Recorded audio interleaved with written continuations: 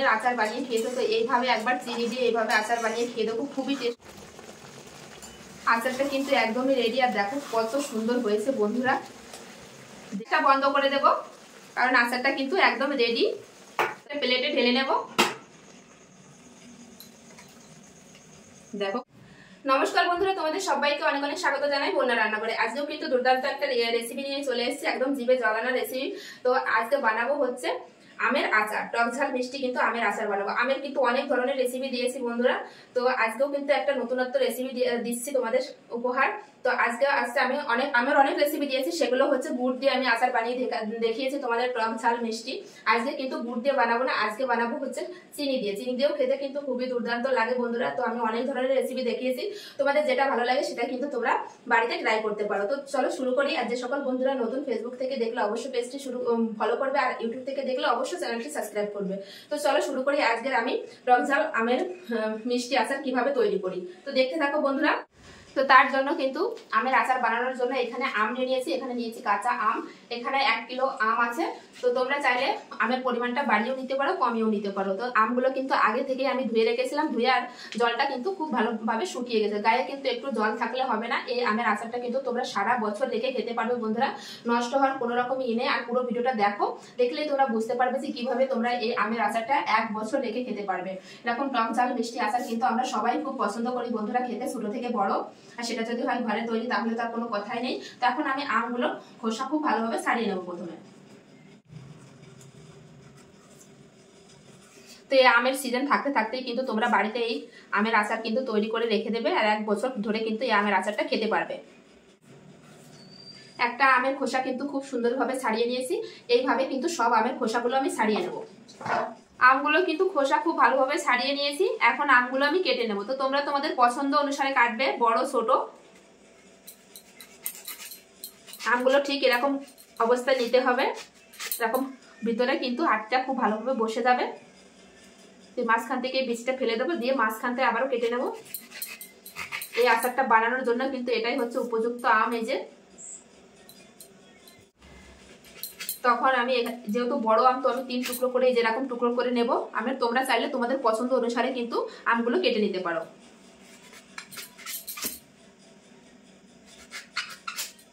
তো আমি যেরকম ভাবে কেটে নিয়েছি, এই যে।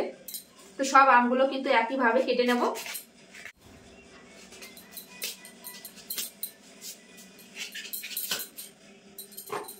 তো এইভাবে কিন্তু সব আমগুলো কেটে নেব।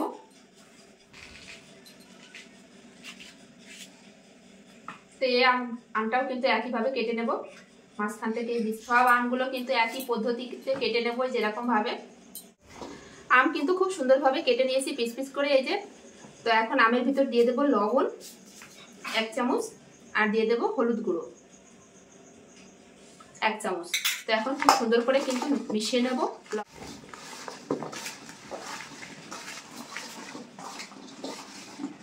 আমের সঙ্গে কিন্তু লবণ হলুদ খুব সুন্দর করে এই যে মাখিয়ে নিয়েছি। এখন এইভাবে রেখে দেবো, রেখে মশলাটা রেডি করে নেব। এই আচার বানানোর জন্য আমি কি কি মশলা নিয়েছি তোমাদের বলে দেবো। তো এখানে নিয়েছি গোটা জিরে, এখানে নিয়েছি মৌরি, নিয়েছি 1 চামচ ধনে, আর নিয়েছি 1 চামচ গোটা সর্ষে, আর নিয়েছি 1/2 চামচ রাঁধুনি, আর নিয়েছি পছন্দ অনুসারে মানে লঙ্কা। তোমরা চাইলে নাও দিতে পারো বা বাড়িয়েও কমিয়ে তোমরা দিতে পারো। তো এই মশলাগুলো কিন্তু আগে ভেজে নেব। প্রথমে কিন্তু আমি এই শুকনো লঙ্কাগুলো আগে একটু শুকনো করে ভেজে নেব, তারপরে বাকি মশলাগুলো দেব। লঙ্কাগুলো কিন্তু হালকা করে ভেজে নিয়েছি। এবার যে বাকি মশলা, তো মশলাগুলো কিন্তু দিয়ে দেব, দিয়ে কিন্তু ভেজে নেব হালকা করে। এই সময় কিন্তু গ্যাসের ফ্লেমটা একদম লোতে রাখবে। মশলা কিন্তু খুব সুন্দর করে ভেজে নিয়েছি, এখন মশলাটা কিন্তু ঢেলে নেব। কড়াই গরমই আছে, এখন কড়াইয়ের ভিতর দিয়ে দেব সর্ষের তেল। অবশ্যই কিন্তু সর্ষের তেলে বানাবে আচারটা। তেল কিন্তু খুব ভালোভাবে গরম হয়ে গেছে, এখন তেলের ভিতর দিয়ে দেবো 2টো তেজপাতা, আর দিয়ে দেবো হচ্ছে 5 ফোড়ন। ফোড়নটাই কিন্তু ভাজা ভাজা হয়ে গেছে। এখন যে লবণ হলুদ মেখে রাখা আম, তো এখন আমি দিয়ে দেবো তেলের উপরে, দিয়ে কিন্তু একটু নেড়ে নেব। এভাবেই কিন্তু 2 থেকে 3 মিনিট আমি একটু নেড়ে নেব। 2 থেকে 3 মিনিট কিন্তু এভাবেই আমি ভেজে নিয়েছি। এখন আমি দিয়ে দেবো হচ্ছে চিনি। আমি যেহেতু আজকে চিনি দিয়ে বানাবো, তো এখানে আমি 1 কাপ চিনি নিয়ে এসেছি, কারণ আমটা এত বেশি টক না, তার জন্য কিন্তু আমি এখানে 1 কাপ চিনি নিয়েছি। তোমরা দেখবে আমটা যদি বেশি টক হয় তাহলে চিনির পরিমাণটা কিন্তু একটু বাড়িয়ে দেবে। এবার দিয়ে দেবো 1 চামচ কাশ্মীরি লঙ্কার গুঁড়ো, আর দিয়ে দেবো 1/2 চামচ বিট লবণ, দিয়ে কিন্তু নেড়ে নেবো। আর চিনিটা কিন্তু আস্তে আস্তে গলতে থাকবে।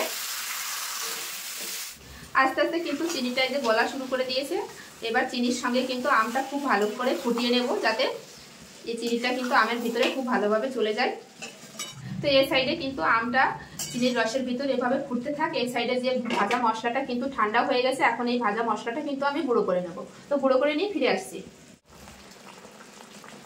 তো দেখো আম আর চিনি কিন্তু খুব সুন্দর করে ফুটছে, এরকম কিন্তু ফুটবে। আর এই আমের চিনির রসটা কিন্তু আমের ভিতর খুব ভালোভাবে যাবে। আর দেখো কালারটা কত সুন্দর এসেছে বন্ধুরা। এভাবে আমটা ফুটতে ফুটতে কিন্তু আমটা কিন্তু অনেকটাই সেদ্ধ হয়ে গেছে। এই দেখো আমটা কিন্তু খুব ভালোভাবে সেদ্ধ হয়ে গেছে। এখন আমি যে ভেজে রাখা যে মশলা, সেই মশলাটা কিন্তু দিয়ে দেবো আমি পুরোটাই। দিয়ে মশলা দিয়েও কিন্তু আমি 2 থেকে 3 মিনিট ফুটিয়ে নেব, যাতে মশলা আর এই মিষ্টিটা খুব ভালোভাবে আমের ভিতর যায়। বাড়িতে তো অনেক ধরনের আচার বানিয়ে খেয়েছো, তো এইভাবে একবার চিনি দিয়ে এইভাবে আচার বানিয়ে খেয়ে দেবো, খুবই টেস্টি লাগে বন্ধুরা খেতে। তো আমের কিন্তু টক ঝাল মিষ্টি আচারটা রেডি। তো এখন আমি দিয়ে দেবো 1 চামচ ভিনিগার। যেহেতু আমি 1 কেজি আম নিয়েছি, তো এখানে 1 চামচ ভিনিগার দিয়ে দেবো। তো তোমাদের যদি বেশি পরিমাণে হয় তাহলে কিন্তু 2 চামচ দিয়ে দেবে। আর এই ভিনিগারটা দিলে কিন্তু 1 বছর খুব ভালো থাকবে, নষ্ট হওয়ার কোনো চান্স নেই বন্ধুরা। আচারটা কিন্তু একদমই রেডি। আর দেখো কত সুন্দর হয়েছে বন্ধুরা, দেখতে দেখো কত সুন্দর, দেখেই তো জিভে জল চলে আসছে বন্ধুরা আমার। তো এখন আমি গ্যাসটা বন্ধ করে দেব, কারণ আচারটা কিন্তু একদম রেডি। তো গ্যাসটা যে বন্ধ করে দিয়েছি, দিয়ে কিন্তু একটা প্লেটে আমি নামিয়ে নেব। তো এখন আমি একটা প্লেটে ঢেলে নেব। দেখো কত সুন্দর হয়েছে আচারটা।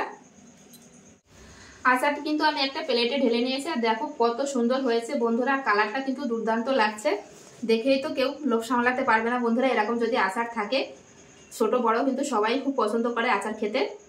কাঁচা আম থাকতে থাকতে কিন্তু তোমরাও বাড়িতে একবার এইভাবে ট্রাই করতে পারো। অনেকে গুড় দেবে, আমি গুড় দিয়ে কিন্তু অনেক ধরনের রেসিপি দেখিয়েছি আমের আচার। তো আজকে কিন্তু চিনি দিয়ে একদম অন্য রকম ভাবে অন্য অন্য মশলা দিয়ে কিন্তু আজকে বানালাম। প্লিজ বন্ধুরা তোমরা একবার বাড়িতে ট্রাই করবে, আশা করি তোমাদের অনেক অনেক ভালো লাগবে। তো আজকের এই রেসিপিটা কেমন লাগলো অবশ্যই কমেন্টে জানাবে। ভালো লাগলে অবশ্যই লাইক কমেন্ট শেয়ার করবে, শেয়ার করে কিন্তু অন্যকে দেখার সুযোগ করে দেবে। এরকম নিত্য নতুন ভিডিও দেখতে হলে অবশ্যই বন্যা রান্নাঘর চ্যানেলটি সাবস্ক্রাইব করতে হবে। আর ফেসবুক থেকে দেখলে অবশ্যই পেজটি ফলো করতে হবে। তো কেমন লাগলো অবশ্যই কিন্তু কমেন্ট করতে ভুলবে না। তো আবার দেখা হবে এরকম নতুন কোনো রেসিপির সঙ্গে। ততক্ষণের জন্য বাই বাই।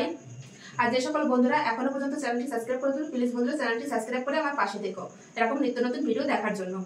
বাই, সবাই ভালো থেকো, সুস্থ থেকো। আবার ফিরে আসছি।